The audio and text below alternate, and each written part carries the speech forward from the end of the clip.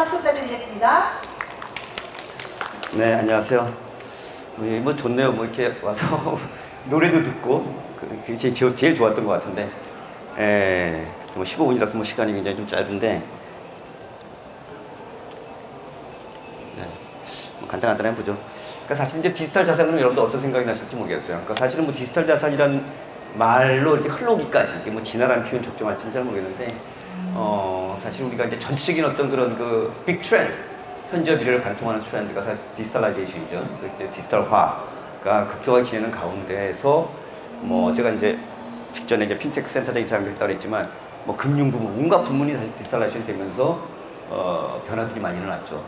그러면서 사실은 이제 가상화폐, 암호화폐 같은 것들이 나오고, 그 다음에 이제 이게 화폐냐서 경제학자들이랑 뭐 싸움도 나오고 이러면서 가상 자산으로 자리매김을 했다가 지금 이제 디지털 자산으로 총괄적으로 이렇게 얘기가 나오고 있습니다. 물론 이제 바이 데피니션 정의상으로 이제 가상 자산에 포함되지 않는 뭐 NFT라든지 무슨 또 여러 가지 그런 분들도 나오게 되면서 그렇게 되어 있는데, 이런 걸 떠나가지고 사실 이제 이런 변화들이 과연 뭘 의미하고 앞으로 어떻게 가는 거고, 우린 좀 어떤 식으로 좀 대응하는 게 좋을까 간단하게 짚어보도록 하죠. 4차 산업이 좀 디지털 가속화를 했는데, 사실 뭐 이거 얘기하려면 이것도 사실 길어요. 4차 산업혁명에 우리가 지금 살고 있지만 4차 산업혁명은 사실 기술혁명 이전에 유통혁명이에요. 손안의 유통혁명, 디지털 혁명보다는 사실 모바일 혁명이 더 적절하죠. 이렇게 돼서 사실은 이제 이런 쪽에서 모든 게 손안의 시장으로 들어오면서 유니콘이 탄생하고 그랬죠. 그죠? 정말 우리가 재환한 뭐 서비스가 정말 기깔나면 순식간에 전 세계에서 시간 공간 제약 없는 이 전자시장에서, 손안의 시장에서 뭐 정말 주문이 쏟아질 수 있다라는 그런 기대감 때문에 유니콘이 탄생하는 거예요. 미리 막 거기에 투자하고 높은 값으로 그런 쪽들이 나오면서, 그래서 벤처들이 순식간에 단계를 갖다 뛰어넘어서 유니콘이 될 수 있다. 이제 이런 변화들이 나면서 굉장히 혁명적인 변화들이 많이 일어났죠. 그리고 그때 나온 데이터를 갖다 활용해서, 그 데이터는 사실 생산자 데이터보다 소비자 데이터를 갖다 활용을 해가지고 맞춤형 재화들을 서비스 갖다 이렇게 할 수 있게 되면서 완전히 큰 변화들이 나고, 그때 이용되는 그 데이터를 이용해서 사실 이용하는 게 지금 AI, 블록체인, 클라우드, 빅데이터고 또 나중에 이제 딱 나오겠지만 IoT라든지 이런 것도 가는 거죠. 그래서 굉장히 큰 변화들이 지금 전 세계적으로 데이터를 활용한 그런 쪽으로 나와요. 근데 재밌는 건 그게 이제 2D였고 지금 3D죠. 앞에서 우리 메타버스 때 얘기했지만 3D, 3차 공간으로 해서 하는데, 3차 공간 3D로 가면 또 어떤 저기가 있냐면 2D까지는 사실은 우리가 그냥 보통 시각 그리고 약간의 청각이 들어가는 건데, 이 3D로 가면은 촉각이 들어가지고 몸 전체 느끼는 것뿐만이 아니라 지금 이론적으로는 이미 오관이 다 쓰인다고 돼 있어요. 오관이. 그러면 이 메타로 가게 되면 제가 나왔지만 사실은 메타가 비욘드 유니버스니까 사실 가상이지만 여러분도 아시지만 이제 메타는 이미 가상이 아니에요. 현실도 들어가고 증강현실도 들어가서 세 가지 컨비네이션이 있고, 이게 5가지 감각이 다 들어가면은 엄청나게 많은 컨비네이션 그 수요가 발생할 거예요. 그죠? 그래서 이게 아마 상상할 수 없는, 기술적으로 지금 뒷받침이 안 돼서 그렇지, 이게 뒷받침이 되면 하여간 끔찍한 변화들이 일어날 거다. 이제 그런 생각을 우리가 하고 있는 거죠. 이런 가운데에서 디지털 자산이라는 개념이 나왔어요. 디지털 자산이 뭐냐? 그러니까 사실은 계속 지금 진화하고 바뀌면서 나오기 때문에 이거 갖다 우리가 정의로 쫓아간다는 건 아주 어리석은 짓이에요. 막 앞서서 달려가는데 기술적인 변화와 함께 뒤에서 지금 기존의 틀내에서 뭐 정의를 하고 그러는 건 대단히 어리석은 짓이다. 디지털 자산은 저번에 얘기하면 사실은 기술 관련 자산이에요. 기술 관련 자산. 그러니까 기술 자체도 자산이고 기술부터 나온 여러 가지 서비스는 또 다른 것들도 디지털 자산이에요. 특징이 뭐냐? 그런 기술 관련 자산이라고 또 하나는 뭐냐면 시간 공간 개념이 없어. 그죠? 그러니까 24시간 글로벌이 돌아가요. 그럼 여기서 인플리케이션이 뭘까? 24시간 글로벌이 돌아간다면 무슨 뜻이 있어요? 더 이상 우리가 이제 주시장 그러면 9시에 시작해서 3시에 끝나는 그런 시작이 아닌 거예요. 우리 가상화폐에서 이미 봤지만, 그러면 여러분들 사람이 할 수 있을 것 같아요? 24시간 동안 예컨대 글로벌이 돌아가면 사람이 그걸 운용을 할 수 있겠냐고. 이 디지털 자산의 가격이 안 돼. 안 되지. 그 얘기 벌써 인플리케이션이 뭐냐면 이제 로봇 어바이저를 했고 로봇을 하지 않으면 안 되는 거예요. 액티브 매니지먼트는 안 돼. 그죠? 이게 굉장히 큰 힌트예요. 그런 쪽으로 이제 움직인다라는 거지. 그럼 여러분들은 중에는 야, 로봇 중에서 좀 천천치만 앞으로 그래서 싹수가 있고 리더가 될 수 있는 그런 애가 투자해야 되겠다. 이런 컨셉을 벌써 갈 수도 있는 거죠. 액티브 매니지먼트는 안 된다. 왜? 지구가 태양을 돌고 있잖아. 우리가 밤이면은 미국은 낮이고 밤에 24시간 어떻게 우리가 일을 하고 운용을 해요. 아비터 찬스를 어떻게 뽑아가고 할 수 있어? 안 돼. 그 다음에 세 번째는 기술적인 것 때문에 굉장히 빨라. 특히 지금 4차 산업혁명 때문에 너무 빨라요. 이걸 기존의 개념 갖고 쫓아간다? 안 돼. 지금 메타까지 가면 2D도 지금 우리가 정리 못 해가지고 지금 온갖 법들이 버벅버벅거리고 있는데 우리나라 법이 이게 지금 3D로 가면은 쫓아갈 수가 없어. 점점 거리가 멀어져요. 그러니까 지금 뭐 규제 샌드박스 갖고 막 뭐 난리치고 있지만 저는 그거 안 된다고 생각해. 그러니까 뒷선박사는 지쳤어. 그러니까 사실은 이 4차 전망의 핵심적인 것들, 근데 플랫폼, 데이터, 그 다음에 융합, 이런 컨셉에 분명히 정의를 분명히 내리고 목표를 정하고 그 세팅을 한 다음에 거기에 법칙을 바꾸고 가야지. 지금 어리석게 기존의 법칙에 내서 법 전공하시는 분 쫓아가는 거 이거 안 돼요. 안 돼, 안 돼. 그런 얘기 꼭 드리고 싶고, 여기서 이제 굉장히 중요한 게 시간이 없으니까, 자, 보세요. 자, 제가 맨 밑에 비트코인 시작이 됐고, 그죠? 이게 가상화폐 기축통화 같은 거죠? 이더리움이 나왔고, 그래서 이제 이더리움 통해서, 근데 뭐 스마트 컨트롤이 나왔고, 그 다음에 스테이블 코인 나왔고, 그 다음에 CBDC 뭐예요? 컨트롤, 센트럴 뱅크 디지털 커런시, 중앙은행이 발행하는 디지털 화폐예요. 그 다음에 이제 우리 NFT나 뭐 이런 것도 나왔어요. 이거 보시고 여러분들 어떻게 생각해요? 이게 지금 사실 디지털 자산의 변화하고 굉장히 관계있고 진화인지 어쩐지 모르겠는데, 앞으로의 방향이 보이는 거예요. 처음에 암호화폐는 뭐예요? 다 디지털 자산, 디지털 화폐지만, 이건 민간 신용회에서 민간 자기네들끼리 신용회에서 하는 거예요. 그리고 CBDC는 뭐예요? 센트럴 뱅크 디지털 커런시. 이게 실물화폐 대신 디지털 화폐로 쓰는데, 중앙 권력에 의해서 국가적으로 하이라키를 갖고 있는 데서 통화 정책과 금리의 정책에 영향을 받을 수 있는 그런 쪽으로 가는 거예요. 그죠? 이 두 개가 사실은 컨플릭트가 있지. 네? 컨플릭트가 있어요. 왜? 민간 신용 지금 암호화폐는 통화 정책을 영향을 안 받겠다는 거잖아요. 탈중앙화니까. 자, 그러면 자, 이제 미국이 이때까지는 실물화폐 디지털 달러 패권을 갖고 있었기 때문에 이때까지 미 연준은 한 번도 디지털 화폐를 거론한 적이 없어. 왜요? 그거 거론했다가 전부 글로벌리 그냥 전부 다 그 기축통화, 글로벌 디지털 화폐 기축통화 논쟁이 붙으면 달러 패권이 흔들리니까. 근데 극적인 사건이 났어요. 이제 안 하면 안 된다. 그게 뭐예요? 러시아 우크라이나 침공이야. 러시아가 우크라이나 침공하면서 어떤 일이 생겼어요? 미국이 국제결제 시스템에서 스위프트라는 걸 통해서, 미국이 주도하는 스위프트를 통해서 그걸 러시아 은행을 말려버리려고 그랬어요. 근데 러시아 은행이 안 죽었어. 왜? 은행 시스템 없고도 돈을 갖다 할 수 있는 가상화폐 지갑이 있기 때문에. 그래가지고 근데 그 다음에 이제 야 이거 큰일 났구나. 가상화폐 영향이 굉장히 크구나. 그래가지고 바이든이 지난 3월 달에 미 연준에 대해서 행정명령에 사인을 합니다. 급히. 그게 뭐예요? 당신들 디지털 CBDC뿐만이 아니라 가상화폐, 민간 가상화폐를 적극적으로 연구해갖고 빨리 답을 달라 이렇게 했어요. 그러고 나서 엘렌 전 지금 재무장관이고 그다음에 엘렌 전 의장이 몇 번에 걸쳐서 경고를 합니다. 뭐 경고를 해요? 스테이블 코인에 대해서 경고를 합니다. 그죠? 그러고 나서 루나 테라 사태가 터졌어요. 저는 음모론 얘기하고 싶은 건 아니에요. 그 다음에 지금 뭐예요? 직전에 FTX가 터졌어. 이 흐름이 결국 뭘 얘기하는 것 같아요, 여러분들? 여러분들 만약에 중앙 권력, 국가 권력이 결국은 디지털 화폐로 갈 수밖에 없기 때문에 디지털 화폐 기축 논쟁이 붙는다면 미국은 거기서 패권을 그대로 유지하고 싶은 거예요. 디지털 달러 패권을 계속 유지하고 싶은 거예요. 그리고 이제 그건 거슬 수 없는 대상이라는 걸 알았어요. 그래서 이제 그걸 가요. 자, 그러면 중앙 권력의 힘이 미치지 않는 이런 암호화폐, 가상화폐, 민간화폐를 어떻게 통제하고 그 인프라 갖다 우리 생태계 내에 집어넣을 수 있을까를 고민하지 않을 수가 없겠죠. 그죠? 중앙 권력에서는. 뭘 건드려야 돼요? 그게 스테이블 코인이에요. 왜? 스테이블 코인의 성격을 여러분 한번 생각해보세요. 뭐죠? 민간화폐와 CBD, 중앙 권력 갖고 있는 중앙화폐 정 가운데 있는 거예요.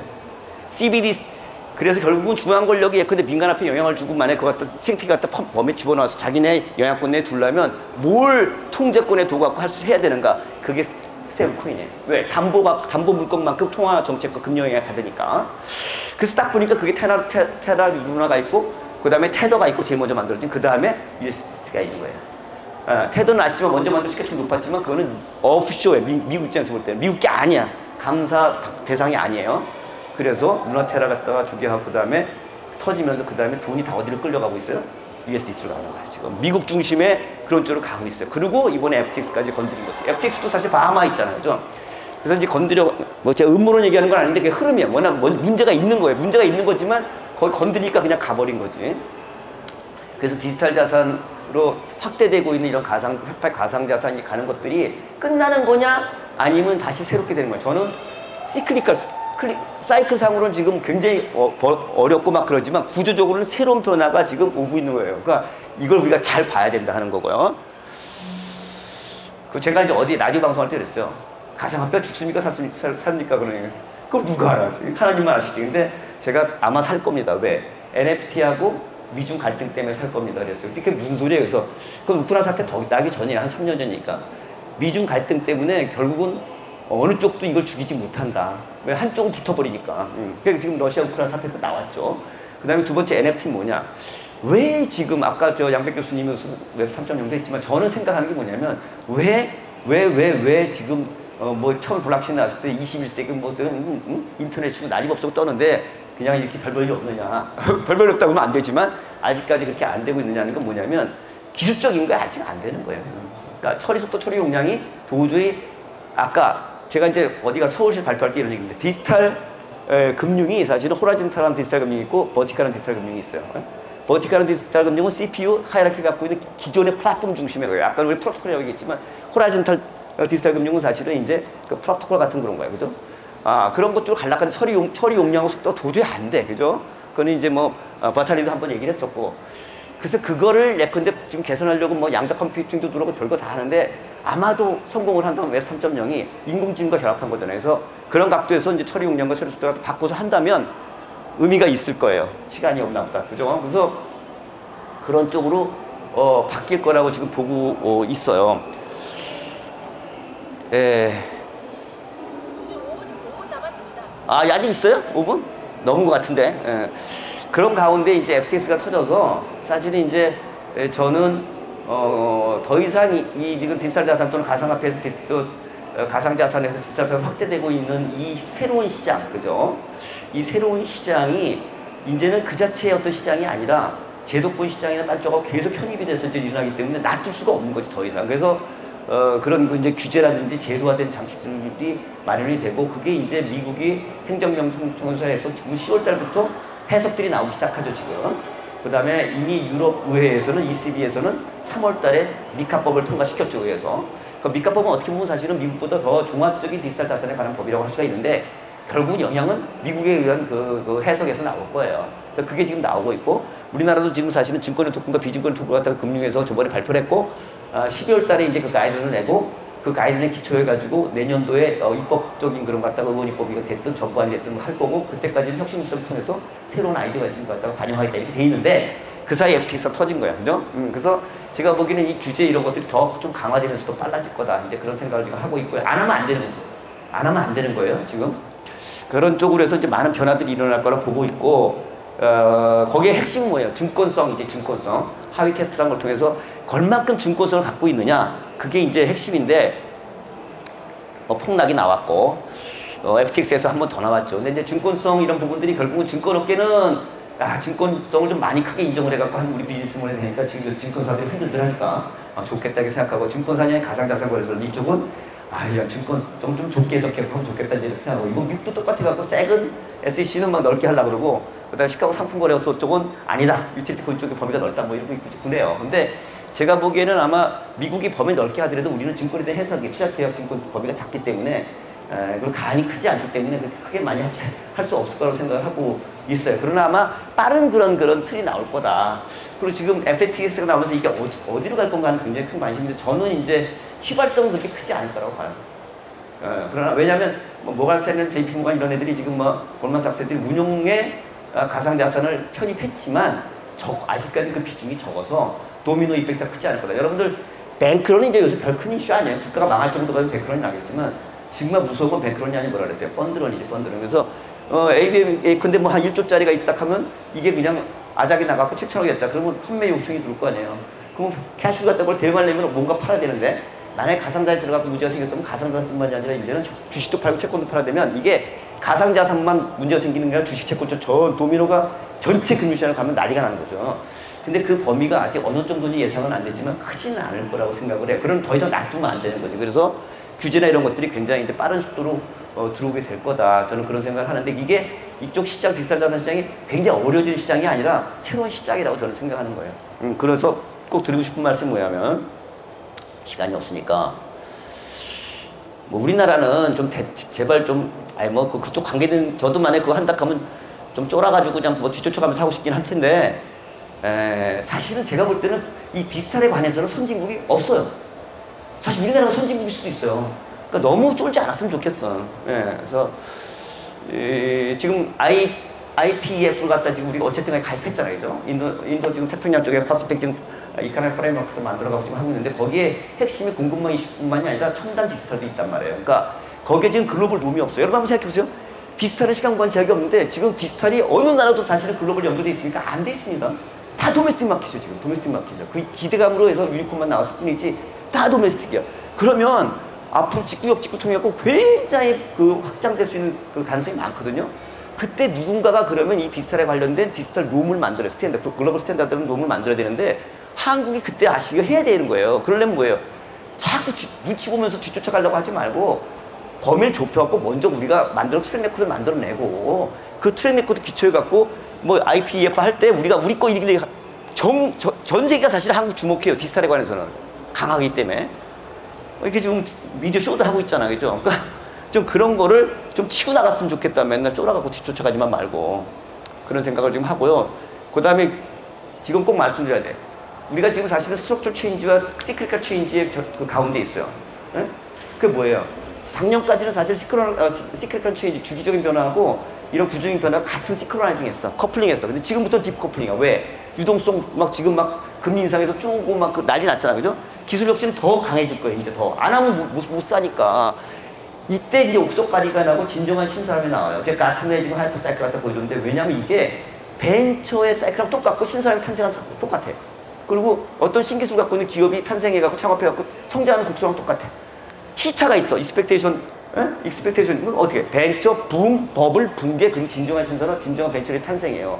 지금 그런 과정이 있는데 여기서 제대로 대응을 안 하고 정부가 버벅거리고 딴짓하고 있으면 어떻게 됐어요? 우리나라 미래 성장 동력은 없는 거지. 네? 여기 뭐 과기부 하니까 잘 들으셔야 되는데 과기부 계시냐 몰라. 정말 그걸 제대로 해야 되고 기업들은 지금 그거 갖다 정신 차리게 만들어야 돼요. 수익 모델 확보, 자금 조달, 그 다음에 인력 관리 세 개거든 사실은.